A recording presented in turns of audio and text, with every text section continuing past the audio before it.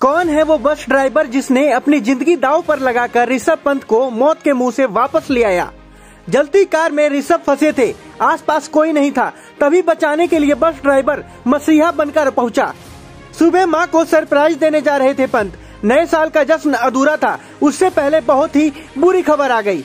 जिस कार में पंत बैठे थे उस कार की कीमत लगभग 70 लाख से ऊपर है, लेकिन आप सामने तस्वीरों में देख सकते हैं किस तरह से इस कार के परखच्चे उड़ गए हैं। अगर ये बस ड्राइवर मौके पर ना पहुंचता तो शायद आज ऋषभ पंत को हम सब खो देते।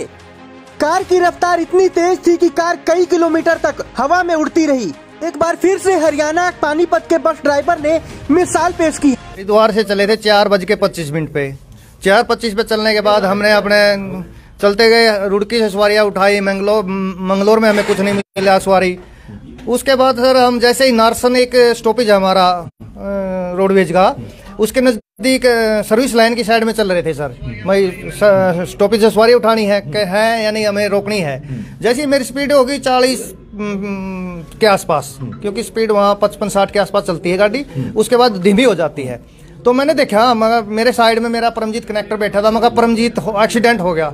इसकी भी नजर सामने गई क्योंकि लाइटें डगमगा रही थी, दूर से दिखाई दे रहा था। ये बोला गया भाई गया, एक्सीडेंट हो गया। हमें नहीं पता था कि वो रेलिंग कूद के हमारी तरफ ही आ जाएगी। तो वो जैसे ही हमारे नजदीक 100 मीटर के आसपास रेलिंग कूद के आई, बिल्कुल उसने तीन पलटियां ली गाड़ी में रेलिंग कूदने के बाद। भाई मखा ये तो गई वो सीधी होकर बिल्कुल रोडवेज के आमने सामने का हो गया। मखा ये तो भाई बिल्कुल नहीं, क्योंकि हमारे बीच में होगा 100 मीटर का 50 मीटर का फासला। मखा भाई ये तो गया। हौसले पीछे 1-2 सवारी लेडीज भी वो भी चलाने लगी थी। मखा कोई बात नहीं। मैंने तुरंत देखा मखा ये गाड़ी कनेक्टर साइड में जा रही है, क्योंकि कनेक्टर साइड में तो मेरी भी बस थी, क्योंकि थोड़ा फासला था। मैंने तुरंत उस गाड़ी के अपनी गाड़ी को ड्राइवर साइड में कटाई कर दी थोड़ी ही, क्योंकि मेरे पास फासला था 50 मीटर का। 50 मीटर में मेरी गाड़ी अपनी उस पर जगह पे आ गई और वो कनेक्टर साइड में निकलती हुई आगे रेलिंग से रेलिंग तोड़ती हुई वो जो दिल्ली साइड में जाती है रोड, उसकी रेलिंग तोड़ती हुई डिवाइडर से टकरा के वो घूम गई। उसका मुंह फिर दोबारा दिल्ली की तरफ हो गया। मैं तुरंत ब्रेक, हमने कुल 10 कदम पे ब्रेक लगा दिए थे, इतने जबरदस्त। एक साइड से मैं कूदा, ड्राइवर साइड से मेरा कनेक्टर परमजीत बहुत फुर्ती से कूदा। ये भी हम दोनों कूदे। मैंने देखा भाई गाड़ी के परकट्टे बिल्कुल खत्म थे। मैं ये तो खत्म है बंदा, क्यों मन में सोच रहे हम। ये नहीं था कि ये हमने जल्दी से उसको आधा निकला होता हो, आधा खींच लिया उसको। मैंने परमजीत ने उसको खुआ दिया। ये एक साइड में खींच के ले जाकर परमजीत तो इसको देख, यहाँ उस पर लेटा दिया। एक फुटपाथ है बीच में दोनों सड़कों के, उस पर लेटा दिया, उसको मुंदा लौटा दिया। मैं परमजीत तू देख इसको क्या हो रहा है। ये मुंदा था उसका। मैं भाग के मैंने एक ही पर्सन उससे, क्योंकि वो तो उस टाइम बेसुध था, उसको नहीं पता कुछ भी था। मैं उस गाड़ी के भाग, क्योंकि उसमें आग जलती शुरू हो गई थी डिग्गी में। मैं भाग के गया। गाड़ी में कोई पर्सन ना हो, कोई बच्चा तो नहीं, कोई लेडीज तो नहीं है, बुजुर्ग तो नहीं है। जितना बचा जा सके उतनी हेल्प करेंगे हम। मैंने देखा उसके अंदर कुछ नहीं, गाड़ी के परखट्टे उड़े हुए थे, कपड़े उड़े हुए थे, समझ में नहीं आ रहा था, क्योंकि रात का टाइम था ना, दिखाई नहीं दे रहा था, लाइटें नहीं थी। तो मैं उसके चेहरे पर 2 चक्कर काट रहा था, मगर कोई डग्गी फिड्डी, इतने में वो पलटा ले गया विश्व पंत। ये परमजीत वहाँ खड़ा था। बाकी मैं ये बोला आइए, मैंने पूछा भाई साहब इस गाड़ी में कोई और पर्सन तो नहीं है। मगर ड्राइविंग कौन कर रहा था? बोला ड्राइविंग में खुद ही कर रहा था, इसमें कोई नहीं। मगर देख ले, फिर भी मेरा विश्वास नहीं हुआ। मगर ऐसे ही मैंने उसके फिर चुकर्दी को देखा आगे पीछे, मैं कुछ नहीं है भाई, ठीक है। फिर उसके पास हम बैठे थे, मैं खड़े रहे, और भी सवारियाँ थी, 3 सवारियाँ और थी हमारे पास, 3-4। तो परमजीत ने उसको उठाने की कोशिश करी, नहीं। इससे पानी मांगा परमजीत ने, बोला पानी पिला दो। ये बोला भाई पानी नहीं पिलाएंगे, क्योंकि आपका शरीर गर्म है, खून है, और पानी पिला देंगे कि अब तक क्या हादसा हो जाए। फिर भी वो रिक्वेस्ट करने लग गया, पानी मंगा दिया। मैं पानी बाज के ले आया।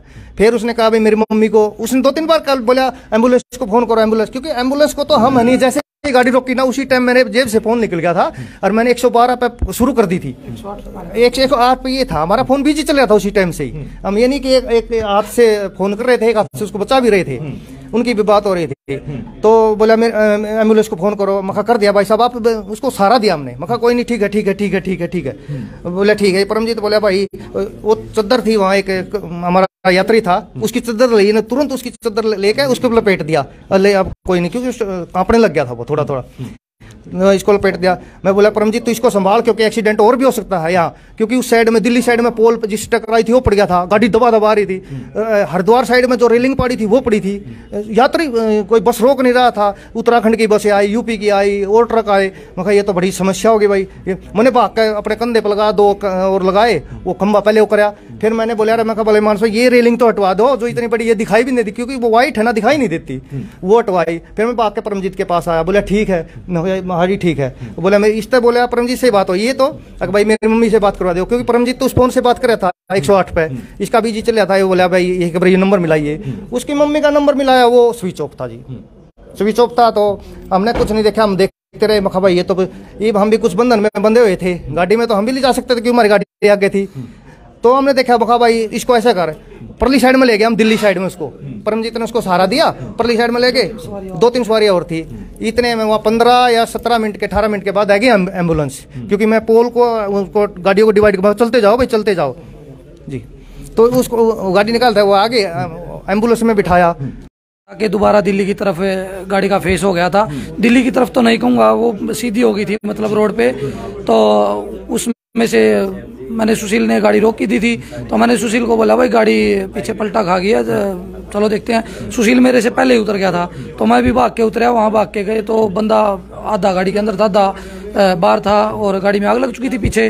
तो हमने दोनों ने खींच के बाहर निकाला, वो खींच के उसको मतलब दोनों पे उठे तो कैसे था, दोनों उसको ले गए अपना, वहाँ फुटपाथ पे लेटाया हमने उसको, मतलब औंधे मुंह लेटा दिया। तो मैंने सुशील को बोला सुशील भाग के गाड़ी में देख, कोई और सवारी तो नहीं है, कोई और आदमी तो नहीं है, औरत तो नहीं है, कोई बच्चा तो नहीं है। तो ये भाग के गया, तब तक उसने मेरे को बोला नहीं भाई साहब मैं अकेला ही हूँ। मैं उसके पास था, ये गाड़ी के पास जा चुका था। मैंने इसको बुलाया, भाई तू इधर आ जा, कोई नहीं है इसमें, ये अकेला ही है। इसने पूछा भाई ड्राइविंग कौन कर रहा था, वो बोले मैं ही कर रहा था। तो हमने पूछा भाई कैसे मतलब लगा, बोले यार मेरी आंख लग गई, वो पढ़ाई बोल रहा था। तो हाँ, फिर उसने मेरे को बताया भाई मैं ऋषभ पंत हूँ। मैं कौन ऋषभ पंत? वो बोले मैं क्रिकेटर ऋषभ पंत हूँ। तो थोड़ा बहुत मैं जानता था उसको। मैंने एक यात्री की चादर ली, उसको लपेटने के बाद मैंने सुशील को फिर बुलाया, सुशील भाई इसको उठाया, हमारे पे नहीं उठा वो, क्योंकि उसका टांग टूटी हुई थी। तब तो हम ले के आए थे जल्दी में, क्योंकि आग लग चुकी थी। तो 2 सवारियां और थी वहाँ पे, उन्होंने सहारा दिया। वो दूसरी साइड वाले रोड पे ले गया, हम उसको फुटपाथ पे वहाँ हमने बिठा दिया उसको। उसने मेरे से पानी मांगा, भाई पानी दे दे। मैंने उसको मना किया, भाई पानी नहीं दूंगा मैं, शरीर गर्म है, खून गर्म है, चोटी ले दूँ तो क्या पता क्या दिक्कत हो जाएगी। अच्छा हाँ, तो वो बोला मेरी मम्मी को फ़ोन मिला दो। तो मैंने एक यात्री, क्योंकि मैंने एम्बुलेंस के पास फ़ोन मिला हुआ था, तो मैंने यात्री को बोला भाई इसकी मम्मी के पास फ़ोन मिला। तो यात्री ने फ़ोन मिलाया, फ़ोन स्विच ऑफ आया। तो वो बोला यार मेरी मम्मी सो रही होगी, कोई बात नहीं। तो तब तक मैंने एम्बुलेंस को फ़ोन कर दिया था। 15-16 मिनट का इंसिडेंस था ये। तो 15 मिनट में एम्बुलेंस आ गई। तो हमने जो उसका सामान था, थोड़े बहुत पैसे यात्रियों ने इकट्ठे किए थे, कुछ ले गए, कुछ इकट्ठे कर लिए।